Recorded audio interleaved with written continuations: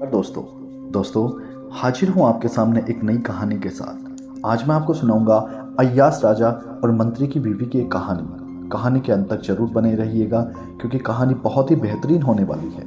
तो चलिए शुरुआत करता हूँ इस कहानी की। दोस्तों, एक अय्यास राजा था। वह इतना धूर्त था कि नगर में किसी भी खूबसूरत महिला या लड़की को देख लेता तो उसे अपने रुतबे के दम पर उसे हासिल कर लेता। एक बार राजा ने अपने लड़के के जन्म दिवस पर एक बहुत बड़े उत्सव का आयोजन किया, जिसमें नगर के सभी लोग पधारे। राजा का सबसे खास मंत्री भी अपनी पत्नी के सहित राजा के यहाँ उत्सव में शामिल होने पहुंचा। जब राजा ने मंत्री की पत्नी को देखा तो राजा उसे देखता ही रह गया। राजा ने आज तक इतनी सुंदर स्त्री नहीं देखी थी। दोस्तों, उत्सव खत्म हुआ, सभी अपने अपने घरों में लौट गए, पर राजा का सुख और चैन छीन चुका था। उसे रह रह करके बस मंत्री की स्त्री के ही विचार आ रहे थे। उस रात राजा सो भी नहीं सका। उसने पूरी रात करवटें बदलते और मंत्री की पत्नी को हासिल करने की तरह तरह की योजनाओं को सोचते हुए ही बिता दी।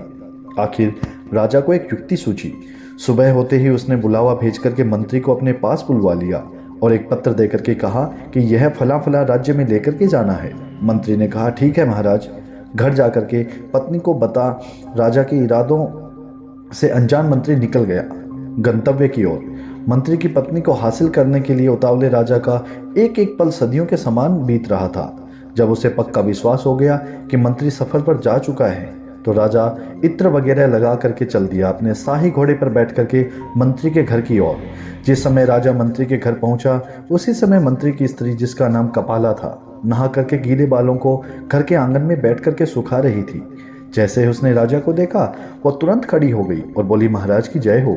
राजा ने हाथ उठा करके मंत्री की वधू कपाला का अभिवादन स्वीकार किया। उसने कहा कि कहिए महाराज, आज इधर कैसे आना हुआ?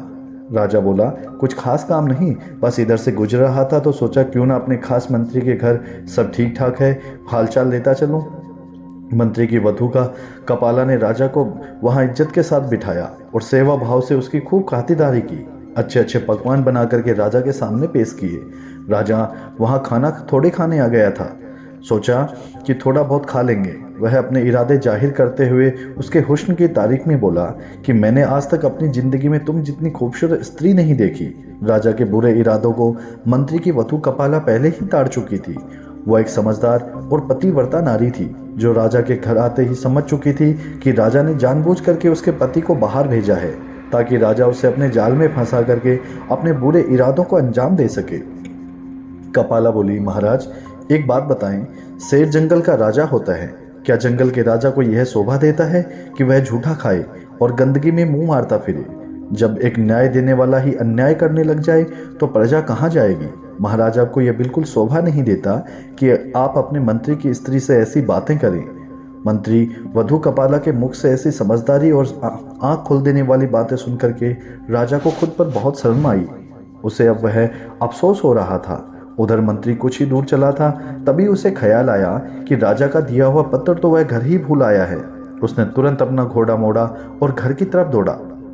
मंत्री जब घर पहुंचा और घर के बाहर राजा का घोड़ा देखा तो उसके पैरों के नीचे से जमीन निकल गई। उसे सारा माजरा समझते हुए देर नहीं लगी। मंत्री की पत्नी राजा के साथ रंगरेलियां मना रही है, यही सोच करके मंत्री के खून का पानी बनते देर न लगी। फिर वह मंत्री खून का कड़वा घूंट पी करके निकल गया और चुपचाप जाकर के वह पत्र उठाया और बिना किसी की नज़रों में आए, बिना किसी से कुछ कहे घर से निकल गया और राजा की बताई जगह पर वह पत्र पहुंचा दिया। पत्र पहुंचाकर जब मंत्री राजा के सामने हाजिर हुआ तो राजा ने उसे बहुत सारे हीरे जवाहरात इनाम के तौर पर मंत्री को दिए। मंत्री ने वो सारे हीरे जवाहरात ज्यों के त्यों अपनी पत्नी को दिए तो उसकी पत्नी ने कहा, यह सब इतना कहाँ से आया? मंत्री बोला, यह उसे राजा ने तोहफे में दिया है और उसके मायके छोड़ आया। ऐसे ही समय बीतता गया। दोस्तों, मंत्री ने उसकी कोई खोज खबर नहीं ली और ना ही उसे लाने के लिए गया। जब इस बात को बहुत दिन हो गए तो मंत्री की पत्नी के भाई आखिर थक हार करके मंत्री के पास पहुंचे और कहा कि वो उसकी बहन को लेने क्यों नहीं आ रहा। तब मंत्री ने कहा, मैंने उसके प्रति अपने सभी कर्तव्य पूरे कर दिए हैं और अब मेरी जिम्मेदारी नहीं रही। मंत्री वधू कपाला के भाई राजा के सामने पेश हुए और मंत्री की शिकायत की। राजा ने तुरंत मंत्री को बुलवा लिया और मंत्री के साले बोले कि महाराज, हमने एक सुंदर हरा भरा फल फूलों से लदा हुआ बाग इनके हवाले किया था। जिसमें एक मीठे पानी से लबालब भरा कुआं था। परंतु महाराज, आपके सामने खड़े इस शख्स ने हमारे उस हरे भरे सुंदर बाग को उजाड़ दिया और उसके सारे फल खा गया और उस कुएं के मीठे पानी तक को भी खराब कर दिया। राजा ने मंत्री से पूछा कि क्यों भाई, क्या ये ठीक बोल रहा है? अपनी सफाई में कुछ कहना चाहते हो? मंत्री बोला, जी महाराज, इन्होंने मुझे उस बाग को जैसे सौंपा था वो उससे बढ़िया हालत में मैंने इनको वापस लौटा दिया है। यह सब सुनकर के राजा ने मंत्री वधु कपाला के भाई से पूछा कि क्या मंत्री जी ठीक कह रहे हैं? बोलो, हाँ महाराज, यह बात सही है कि बाग बिल्कुल सही सलामत है, पर राजा साहब, हम इससे बाग वापस देने की वजह जानना चाहते हैं। राजा ने मंत्री से पूछा तो मंत्री ने बोला कि महाराज, मुझे वापस करने की वजह ईर्ष्या या नफरत नहीं है। दरअसल एक दिन जब मैं बाग में आया तो मैंने शेर के पंचों के निशान देखे। मुझे डर हुआ कि कहीं शेर मुझे ना खा जाए। बस इसी बात के डर से मैंने बाग में जाना बंद कर दिया।